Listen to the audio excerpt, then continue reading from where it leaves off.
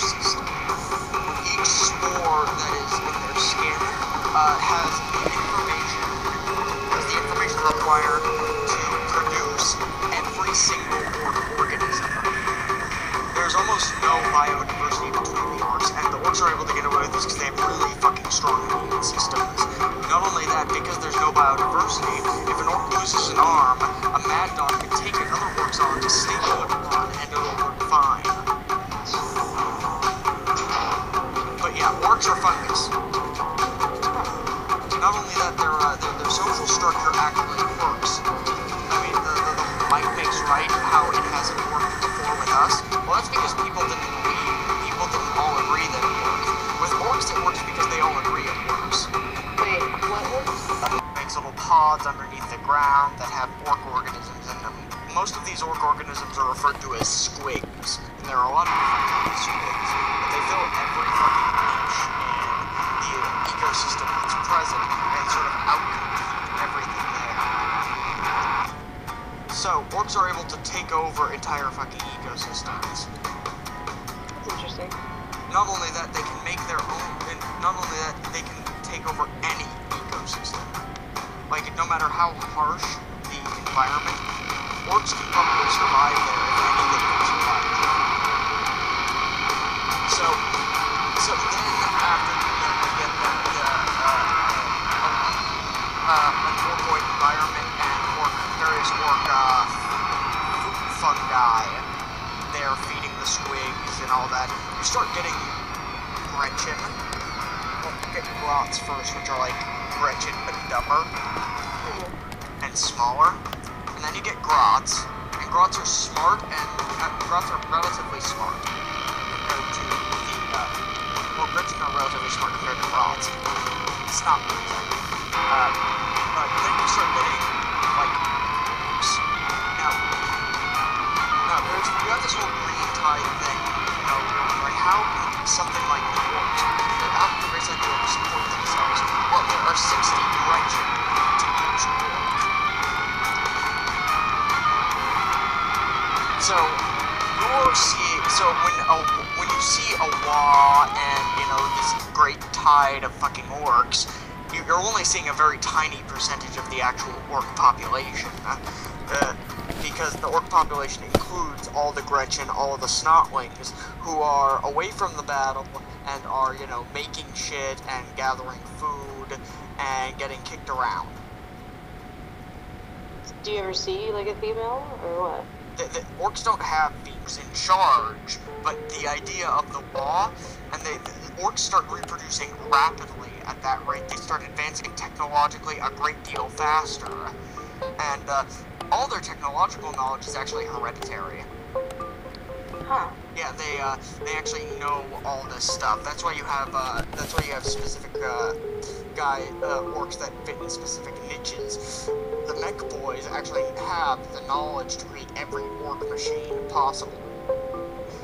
And they have there's a particular gun called the Snotling Cannon, and it fires Snotlings through the warp and has them reappear inside the enemy.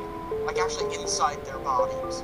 And this Snotling who's been exposed to warp energies, like, has actually looked into the warp unprotected, has gone completely fucking insane and tries to tear his way out. And this has so this gun is actually one of the greatest masterpieces of orcish technology, and just goes to show you how fucking wasteful they are when it comes to their powerful technology, because they could do a lot more useful stuff with that kind of technology, but they like to make things big, shooty, and slimy. Because that's everything that's supposed to be, you know, what it is. Let's see, I forgot to mention their currency, teeth. Like, you know, their tusks, or tusks they prized from the mouth of a local animal, or a big fucking squig. It has to be long, it has to be curved, and it has to be, you know, fucking nasty. This is orc currency, teeth. What do they carry them? They carry them on, you know, strings, bandoliers, all sorts of stuff. And see, this is actually one of the most stable currencies in the galaxy. You know why? Because orcs lose them just as fast as they regrow. grow them or find them. Nice. So it stays proportional to the amount of orcs that are present, as well as remaining stable. So if an orc needed some fungus beer, he'd just look at his friend and punch him in the fucking face and get some teeth. And they grow back. Yeah. Not immediately, but they're like a shark. And the reason orcs talk funny is actually because of it's actually said the exact opposite, that orcish technology actually works because it actually works, but that orcs thinking it works doesn't actually work, and certain ways orcs think about things actually affects how they work. Like, it doesn't matter what a vehicle is, in red it goes faster. If it's being driven by an orc, if it's red, it's faster. So that's actually an upgrade you can get for your vehicles, paint it red. Wow. Red goes faster. So like two mech boys make a war buggy each, and so one paints his red and the other yellow. Now for some reason of lubrication, better lubrication or something, the red one goes faster. But in an orc mind, because orcs don't really truly understand the technology they're creating, they assume that red goes faster. And so it actually now works that way. Red goes faster.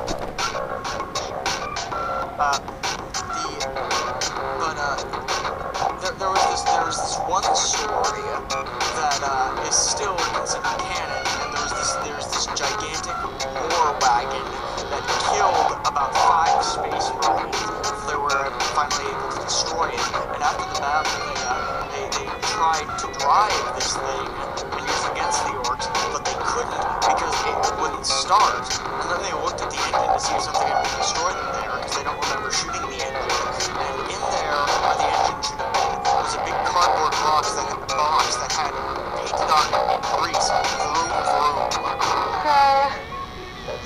Now the only way I can see this actually working is, alright, here's the scenario I think actually led up to that. Take the off and just let it slap you in the face. Well, yeah, but I mean, but Warhammer 40K has this way of, taking things and slapping you in the face and actually having a reasonable explanation for it. Even if that reasonable explanation is that things are unreasonable. And that you have to accept that. But this, the only way I can see this is, okay, so a mech boy is being used by a war boss to help him build a bunch of vehicles for a war. So it's like he builds this pretty big war wagon, and he has other war wagons in it.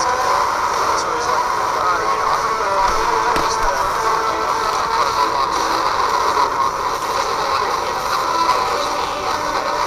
but the accumulated law energies from the fact that the law is actually going on is actually enough to, the psychic buildup is actually enough to force the vehicle to work.